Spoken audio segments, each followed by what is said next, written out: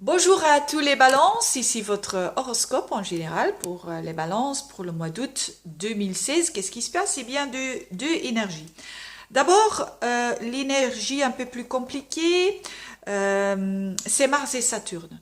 Mars et Saturne, encore une fois, parce que ça s'est passé, c'était déjà l'énergie dans le mois du mars, avril et mai.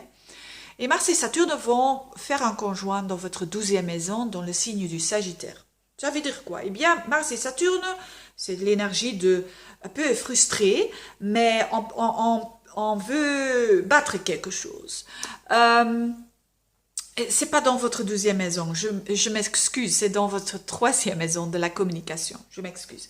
Et ça veut dire quoi? Donc, Mars et Saturne, négatif, ça veut dire irritation, et surtout la 3e maison, c'est votre communication, donc il faut être très conscient de ne pas dire quelque chose que après on va dire aïe aïe aïe, je ne devais pas faire ça. Mais le plus mieux possible pour utiliser cette énergie, c'est de vous concentrer sur un plan, sur un projet, peut-être sur des études.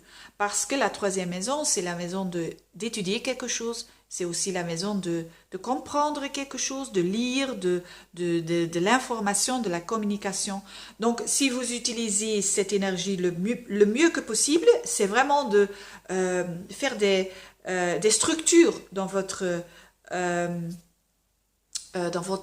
appréhension de la vie. Donc si vous faites ça, si vous avez un peu de la patience en ce qui concerne vos communications, ça peut vous donner vraiment des bons résultats pendant le mois d'octobre. Donc c'est un peu plus tard, mais enfin, faites vos efforts de ne pas vous frustrer trop. S'il y a des personnes qui vous dites quelque chose et vous dites ah et combattre, non, c'est pas le moment. C'est le moment pour être easy-going, compter sur 10 quand il y a des personnes qui vous disent des choses qui ne sont pas tout à fait vraies. Je ne vais pas dire de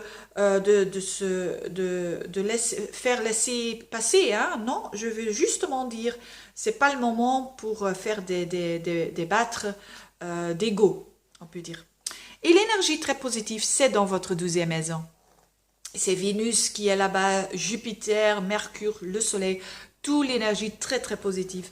Dans une maison assez difficile, parce que la 2e maison, c'est la maison de vos habitudes qui ne sont pas toujours positives.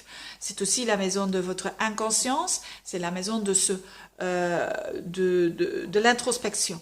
Donc, c'est bon pour faire des choses, de l'introspection, pour se relaxer et surtout la dernière semaine de le mois d'août. Si vous pouvez voyager, eh bien, faites-le.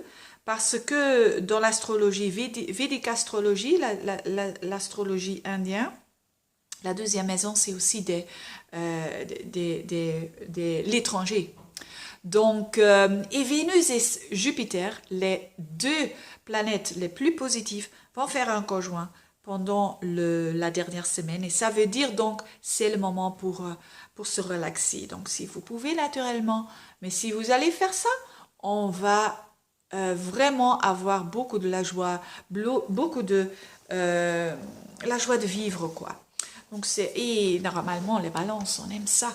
Donc profitez-en de cette énergie, surtout le but de ce mois. Et voilà, je vous remercie pour regarder ce petit vidéo et à la prochaine. Au revoir.